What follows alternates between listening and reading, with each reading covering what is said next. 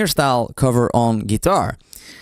This guy has been suggested a couple of times in the comment section, and apparently this is an Indonesian guitar player, but I don't know anything about him. I don't know anything about the video. I haven't seen anything or heard anything from him, but I assume they suggested it to me because I play the guitar myself, even though it's more as an amateur, of course. But I'm pretty curious to see this. Seen from the thumbnail, my predictions are that it's not really a professional video, but that doesn't matter because we're actually here for the music mostly. But yeah, it's also nice if it's a nice video. I don't think it's a professional video, but I don't really expect it to be. Aside from that, I don't know anything about this guy. Let's start.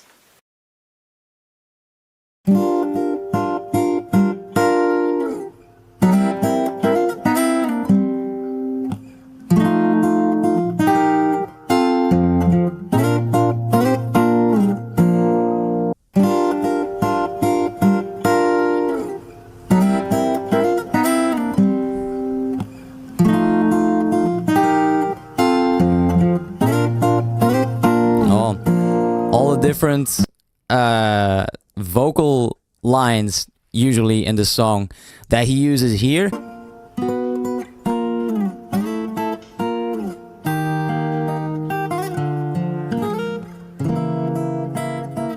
Okay, before he starts the next verse, this is beautiful. There's a lot of techniques that are happening here. I dabble in guitar. I'm not exactly a guitar expert, but there's a lot of cool techniques that are happening here. I don't exactly know what it's called, but the ability to shift and slide between octaves or finding a different position of where to play the notes he's looking for, it's beautifully done. It creates this humanistic feel that the voice is scooping into some of the notes, like we hear in a lot of pop music, especially in Queen, like with good old Freddie Mercury, right? Like he's picking everything. He's accompanying himself. Not only is he creating the bass line, the treble line, and the vocal line. I was wondering how he was going to get up to the high notes. Lovely.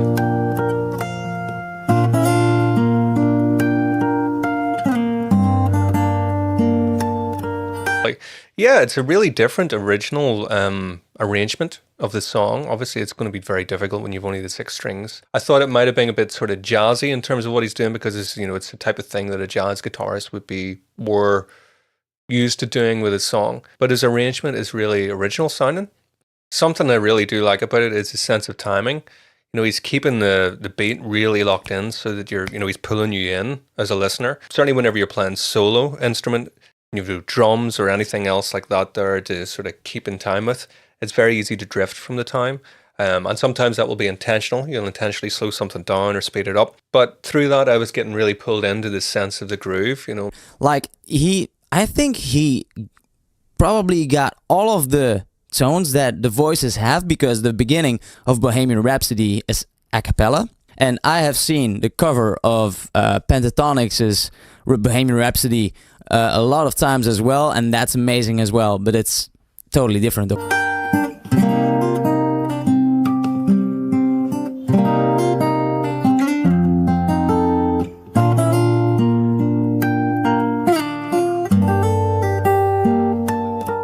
Of course. Yeah, let's just start over and let's see what he can do. Here we go. And like he's doing that, which is overall already just impressive. He's incorporating these techniques like harmonics where he's barely touching the string but using his finger to pluck that string, and it creates a higher harmonic pitch instead of playing the string itself. It's really, really neat. I actually just want to go back to see that part.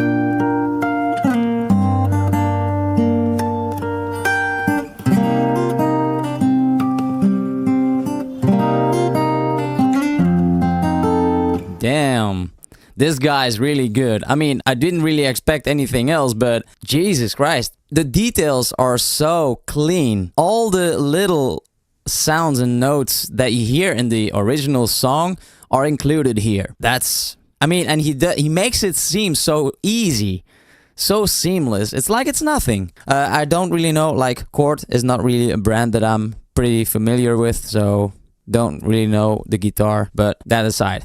Really great sense of timing in there. He's got a lovely delicate kind of touch as well so far in what he's playing. Is he a teacher by any chance? You know, judging by the stuff that's on the back of the wall. Where's he from? I'm guessing Southeast Asia maybe. And he's playing Cort. You know, Corts are not expensive guitars. He's making this Cort sound very good. I had a Cort bass once and it was only a couple of £100 here in the UK. So inexpensive. Let's continue. Man. And the fact he's harmonizing with the vocal line.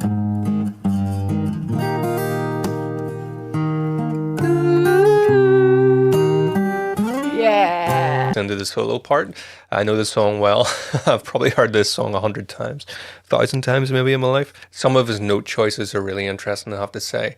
I like the way he's making it his own while being also faithful to the original. You know, you can hear all the different sort of parts from the arrangement of the song, but he's got some extra notes in there that aren't part of the original. I guess that sort of customizes the song a little bit to solo guitar, acoustic guitar, which is doing really well. Another thing I have to say is I really like the lo-fi recording, you know, because it's very easy to sit, you know, in your studio and you can do 100 takes of something and you get different angles. You know, a lot of us here are very guilty of that. This guy, he's on an inexpensive guitar. There's no fancy production skills. It's just him, a guitar. Looks like he's sitting on the floor and he's playing. There's something really honest about it. Okay, I'm gonna pause here real quick because it's transferring to the next part of the song. The slides he does whilst playing, it's amazing. Plus, he plays melody, harmony, everything, and even like started with the beat. And then the part where he and then I have to rewatch this part. This is awesome. Where he just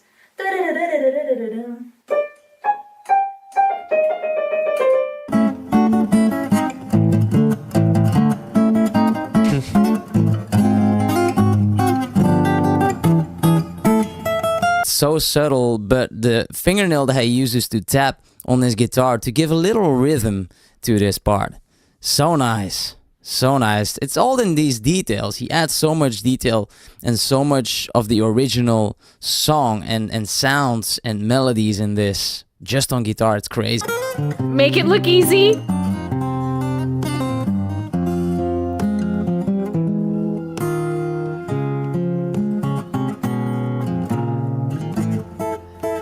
Hold up. We can hear the words. Like you can hear, like we can obviously hear the melody, but in this case you don't just hear the melody, you hear Freddie Mercury in the back of your head, and it's hard not to sing along. Every little bit is there. There's not one of it's missing, which is insane. It's so good. The ability to play a harmonic, it's not an easy skill to master the first few times you do it, but over time it gets easier. The ability to just barely tap that string and then pluck it to get the right pitch, that's some skill right there. The solo in Bohemian Rhapsody, it's maybe one of the most well-known solos on guitar, and he makes it just sound super easy while he's accompanying himself at the same time. Oh, nice.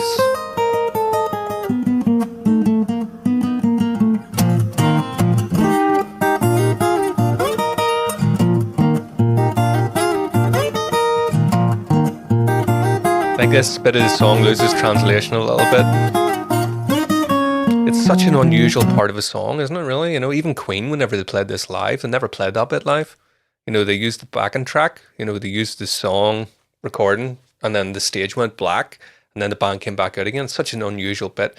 It's really hard to know what to do with that to make it sound really good. I mean, he's doing about as best as you could. It's just musically, it's a very strange section. You know, with all the opera and all the rest of it. Actually, it reminds me of another cover I seen. A Hawaiian guy called Jake Shimabukuro, I think. Could have got the surname wrong. It's been a lot of years since I've seen him. But first seen him playing While My Guitar Gently Weeps by the Beatles or George Harrison. And I also seen him doing Bohemian Rhapsody on ukulele. It's incredible as well. You know, very different to this. But the same sort of idea, limited. taking a massive song and playing it on a limited scale instrument. Not only the solo though, he keeps the bass line in that. He includes it whilst he's playing the solo. It's not an easy solo to play, and he includes the bass with it. Makes it even harder. That's so nice. Let's just keep going.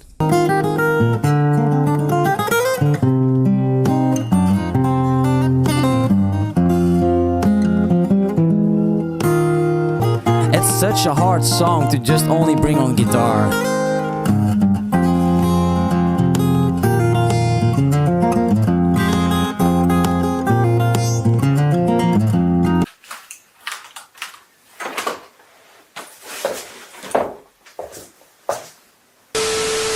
Just kidding, but oh my god, I cannot say anything about this. This was just purely awesome. The way he was playing that guitar, he wasn't playing it, they were melting together, because that's how it looked like. That's what I heard. It was freaking incredible. It was mind-blowingly incredible. I cannot explain to you what he did.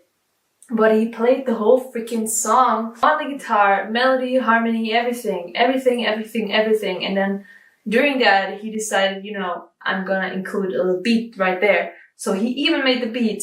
And the beat, the melody, the harmonies, freaking excellent. And the way he slided throughout playing, it's amazing. It really added this little flavor.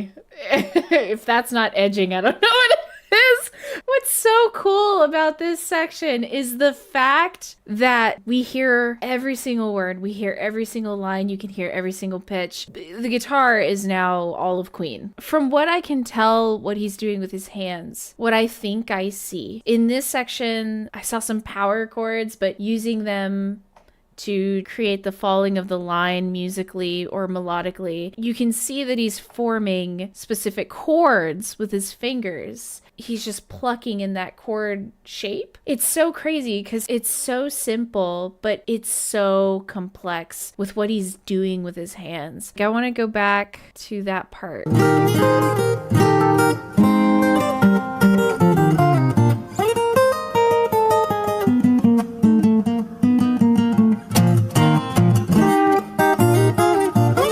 Before we get on, I just want to mention one thing quickly, is independence in the fingering is excellent. As a guitarist, I know well, holding one finger down the fret while you do the intricate work with the other fingers, and same thing on the piano, is independence and dexterity in his fingers. Might not sound like Yngwie Malmsteen crazy shredding and all that, but I can tell you, that'll be difficult to do. We go on. That was a hard part to do on guitar alone. That's something that's not easy to bring over. That's something that sounds the best with a lot of instruments together, with an ensemble. To only give this on guitar is such a hard task to do. Man.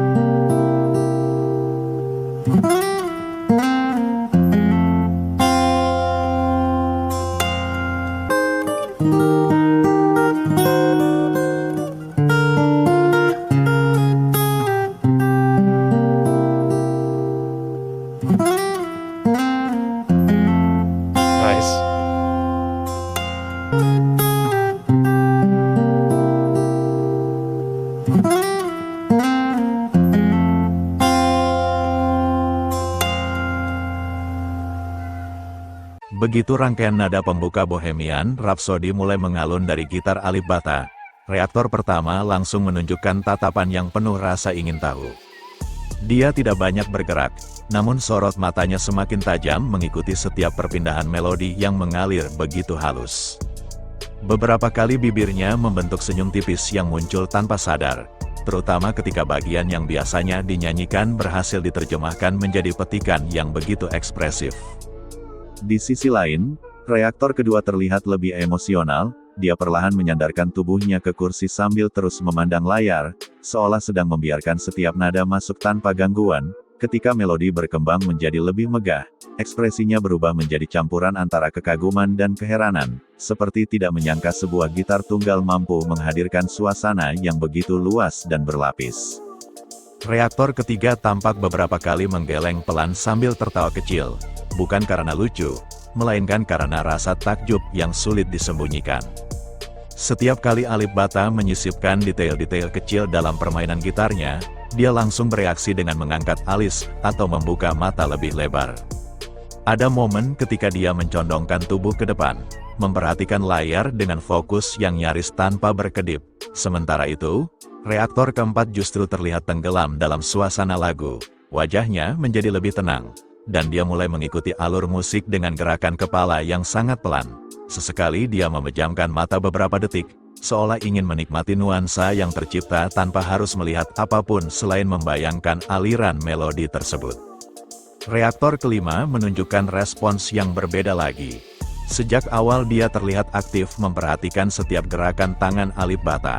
Ketika bagian yang lebih kompleks dimainkan dengan begitu mulus, dia langsung mengangkat kedua tangannya ke udara dan tertawa pendek dengan ekspresi tidak percaya. Tatapannya berkali-kali berpindah antara fretboard dan kamera, seperti sedang mencari jawaban atas teknik yang baru saja disaksikannya. Berbeda dengan itu, reaktor keenam justru semakin diam seiring lagu berjalan. Wajahnya perlahan berubah dari penasaran menjadi benar-benar terpukau.